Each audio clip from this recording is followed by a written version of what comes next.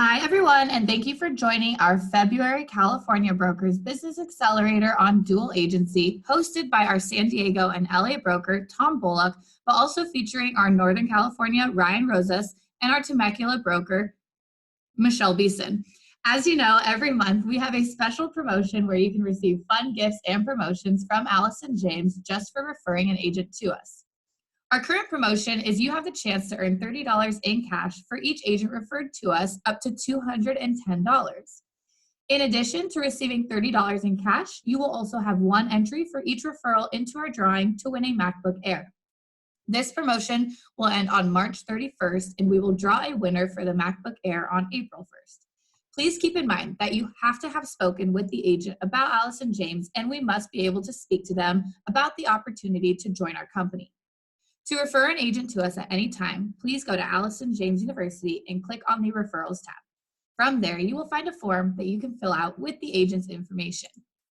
Today's webinar is sponsored by our preferred lender, Movement Mortgage. With that being said, let's go ahead and get started with our California Brokers Business Accelerator. Remember, if you have any questions during this presentation, you can type them in the chat box on your Zoom control panel, and we will do a Q&A at the end of this presentation. I will now pass it over to our brokers, starting with Tom. Good morning, Tom. Good morning, everyone. How's everybody doing today? Hopefully good. I wanted to talk today about dual agency. I have noticed in the last few months, I've had a number of dual agency type transaction come through. And we've had a few challenges with a couple of them, and I just more or less wanted to kind of bring everybody up to speed as to what a complete understanding of dual agency is, number one, and number two, some of the pitfalls and some of the history behind dual agency with respect to what's taken place, how have we gotten here to where we are now with regards to how the DRE looks at dual agency, how we at Allison James Brokerage look at dual agency, and then, like I said, hopefully give you more of a history, which gives you more of an understanding. Real estate brokers and salespersons play an integral role in the purchase of real estate sales. In 2018, the average home ownership rate in California was over 55%, and there were more than 440,000 residential real estate transaction. Now, on average in 2018, 90% of those transactions were buyers and sellers who used real estate agents in the course of their transactions. So it's easy to see when you're looking at those numbers how a dual agency situation can jump and be a high percentage. Now, just going back and just talking a little bit about history, in the early 1980s, the agency relationship involved the traditional residential real estate transaction became the subject of nationwide attention. And in 1986, California became the first state to enact laws addressing the practice of dual agency. The focus of the California lawmakers was on disclosing and educating the consumer about the dual agency relationship. While some states ban dual agency altogether, and that's still the case today in some states, California codified by way of the Civil Code. As it stands, a broker can act as a dual agent, I should say, only when both parties to the transaction are aware and consent to the dual agency. Disclosure statutes require that every agent provide his or her client with disclosures form titled Disclosure Regarding Real Estate Agency Relationship. This form requires the agent to disclose whether the agent is acting exclusively for the buyer, exclusively for the seller, or a dual agent representing both the buyer and the seller. The form also states that in a dual agency situation, the agent owes a fiduciary duty of utmost care, integrity, and this is important, honesty and loyalty to both the seller and the buyer. In contrast, the form says that an agent representing only one party does not owe a fiduciary duty to the other party in a transaction, but that agent must act with diligence, honesty, and good faith. Dual agency arises when a real estate broker, including a corporate broker, represents both the buyer and the seller in a transaction. It is often the case that two salespersons represent both the buyer and the seller in a transaction, but both work under the supervision of the same broker. In most of these cases, each party to the transaction interacts exclusively with his or her own salesperson rather than the supervising broker. Nonetheless, California law considers the client's relationship to be both with the broker who acts through the licensed salesperson.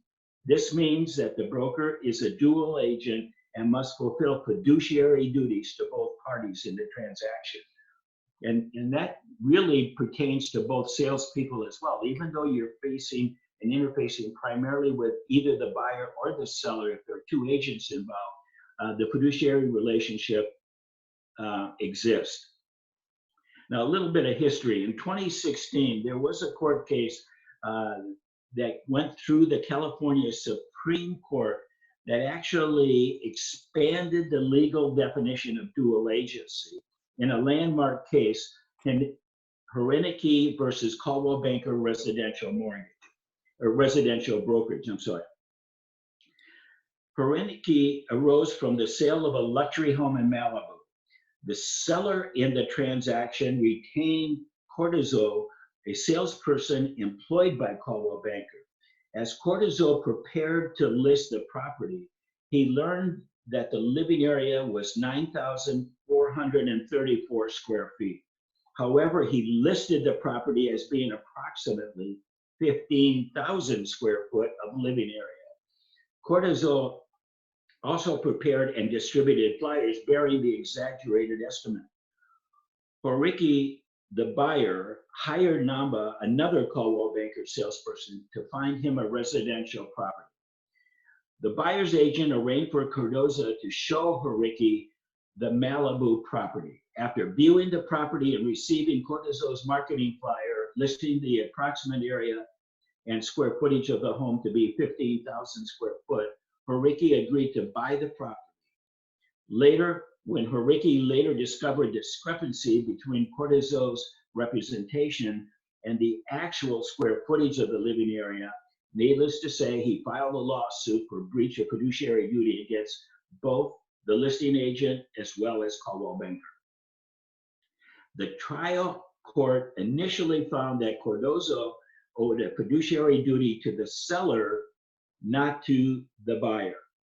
The Court of Appeal reversed that initial decision, holding that based on civil code, Cardozo owed an equal fiduciary duty to both buyer and the seller due to his position as associate licensee for Coldwell Banker, the dual agent.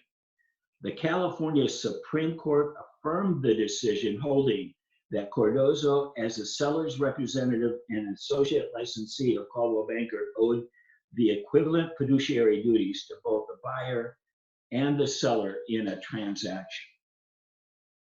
The court acknowledged that the potential and sometimes unavoidable conflict of interest in a dual agency relationship and encouraged the California legislature to protect consumers by directly addressing the significant concerns inherent in dual agency, whether at the salesperson or at the broker level. While most agents do understand the basics of agency law, not all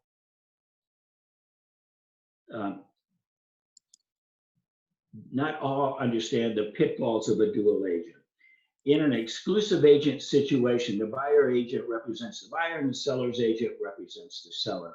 Representing a client, whether in a dual agency or an exclusive agency, means the real estate agent becomes a fiduciary of the client, and everything the agent does related to the transaction must be in the client's best interest.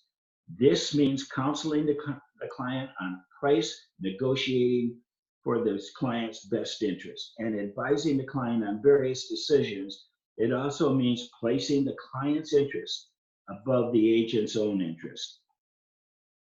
Obviously, the concern with dual agency is in the inherent conflict that arises in representing both parties in transactions. This is especially important when it comes to price. It is the buyer's agent's obligation to negotiate the lowest possible price for the buyer. It is also the seller's agent obligation to negotiate the highest possible price for the seller. Since a dual agent cannot focus both on negotiating the lowest price and negotiating the higher price, it's easy to see how dual agency creates a conflict. California lawmakers attempted to address this problem by placing limitations on dual agents. Civil Code states that a dual agent may not disclose, and this is important, to the buyer that the seller is willing to sell the property at a price less than the listing price without the express, and again, this is important, written consent of the seller. Nor may a dual agent disclose to the seller that a buyer is willing to pay a price greater than the offering price without the express written consent of the buyer. However, this provision does not change in any way the duty or responsibility of a dual agent to any principle with respect to confidential information other than the price.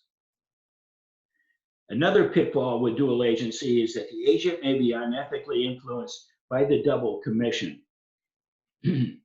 Since the dual agent receives commission from both the buyer and the seller, the agent may become over-incentivized to close the deal at all costs, even if when the deal is not in the best interest of one or both clients. For instance, a dual agent may also be tempted to not disclose a material fact about a property for fear of losing out on a double commission if that transaction does not close. An agent can also be unfairly influenced by long-standing relationships to a client. The buyer or seller may have a special rapport with the agent because of a prior transaction. In this case, the parties and agents may also serve to use separate agents because of the perception that an agent is more dedicated to one party than the other.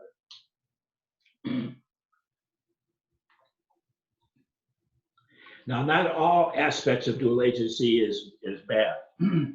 For example, on one hand, one of the positive aspects of using a dual agent is streamlining the transaction process. Offers and counteroffers reach parties faster. Documents and forms are prepared and transmitted with ease. Property inspections are easier to schedule, and the buyer has access to more information about the property. Another positive aspect in a dual agency is that the listing agent may offer to reduce his or her commission when representing both the buyer and the seller. This makes a dual agency relationship more attractive to the seller, since the reduced commission effectively reduces the seller's cost. Keep in mind one thing, dual agency is a hot button issue in the real estate community right now. Some agents are passionately in favor of it, others are strongly opposed to it. Although several states have again banned dual agency, the practice is legal in California. However, dual agency relationships carry risk for both the agent and the client, and both should weigh its pros and cons based on specifics of the transaction and their individual level of comfort. If a broker is interested in serving as a dual agency, the Department of Real Estate reminds brokers of their fiduciary duties as well as agents owed to each client.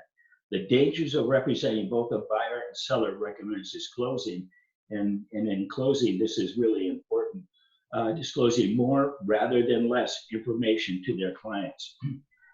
In dealing with a dual agency type situation, you want to make sure that you keep an accurate and detailed phone log as well as conversation log.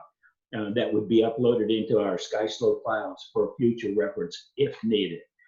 That's vitally important to make sure that Everybody that is communicating everything is keeping logs of that, so that if we need that information later, if a buyer or seller states that those type of information was not passed on to them, we'll have some sort of recourse, not recourse, but we'll have some sort of backup to us to back up your statement that you did disclose that particular item to the client, and here's when, and it was on a phone conversation or it was just in a conversation at the property. So that's what I have in conclusion for now. The only thing I really kind of wanted to wrap up on today is, as most of us are aware, we have the census coming up. So I just wanted to throw out some important dates to everyone. Not that you need it for your own individual needs, but if you have clients calling you or asking you about what is this about, what is the dates, what we have to do, here are some key dates regarding the census for 2020. Between March 12th and March 20th, invitations will be sent out by way of mail to all the California residents. Between March 16th and March 24th, reminder letters will be mailed. Between March 26th and April 3rd, reminder postcards will be mailed. And then keep in mind, April 1st is Census Day. Between April 8th and the 16th, second reminder and hard copy census will be mailed. And then conclusion, April 20th to the 27th, final postcards will be mailed before, and an in-person follow-up. So they are going to be sending people around to knock on your door. There are three ways to do the census this year. One is by mail, when you'll receive all the paperwork to complete and mail back in.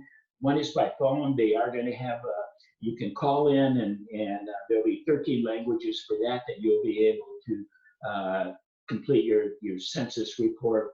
And lastly, for the first time, the census form will be available to complete online. And again, that's going to be in 13 languages as well. So, Tori, that's what I have. Perfect. Ryan, do you have anything to add? Yeah, just a couple of clarifying questions for you, Tom. The first is on the RPA in paragraph 2, where agency is established. There are three boxes. One is for buyer's agent, one is for listing agent, and one is for dual agency. In the event that dual agency is between two different licensed salespersons, is it okay to have the individual boxes checked, even though the brokerage is the same? Well, if we have two separate agents, both with Ellis and James, then that would be a dual agency. So the dual agency box should still be checked in that case, correct? Correct. Okay. Per the Supreme Court ruling on 2016, it's the brokerage that dictates the dual agency, not the individual agents. Perfect. And the next question that I have for you, Tom, you talked a little bit about a lot of agents will reduce commission in an effort to try to obtain dual agency. Obviously, that could be a bit of a sticky wicket because the seller may take an offer that is based off of a reduced commission, but may or may not be the best offer. But in the case that an agent is writing a residential listing agreement and they are writing that term into the residential listing agreement, is it that the brokerage has to reduce the commission, or can they write the term that only if that specific agent represents in a dual agency capacity that the commission will be reduced? Well, we as a brokerage cannot dictate what commission percentage an agent offers a client, and nor can the agent dictate what the commission will be in offering it to a seller. So if an agent and seller come to an agreement by way of the listing agreement that the commission, for example, would be 5% in a non-dual agent capacity, and then would be 4% on a dual agency type capacity, then you would the agent would place that on the listing agreement and to be signed off by the brokerage, who would be the agent, as well as the seller. Now, a word of caution on that is if, for example, right, if I take a listing and I say, okay, I'll do it for 5%, but if it's a dual agency, I will do it for 4%. And then you bring the buyer in as an Alice and James agent, but you represent the buyer, not the seller. Then that is a dual agency. So our agents need to be careful that and state in the listing agreement that if the listing agent provides the buyer, the commission will be reduced to 4%, not in a dual agency type capacity. Perfect. That's exactly what I was looking to have clarified. Thank you, Tom. Perfect. Michelle, do you have anything to add? I don't have anything to add. I think Tom covered it wonderfully. Perfect. Right. It doesn't. Thank you, Michelle. You're welcome. All right. So it doesn't look like we have any questions. As you all know, if you do have any questions, feel free to reach out to your brokers directly. They can all be reached at their AJI corporate emails. If you need those, you can always find those on Allison James University. Of course, thank you to everyone so much for joining us on this month's California Brokers Business Accelerator. Thank you to all of our brokers for your wonderful input, and a special thank you to Tom for organizing today's topic and presentation. Thanks again to everyone for joining us today, and I hope you all have a wonderful rest of your week. Bye, everyone. Bye-bye. Thank you. Bye-bye.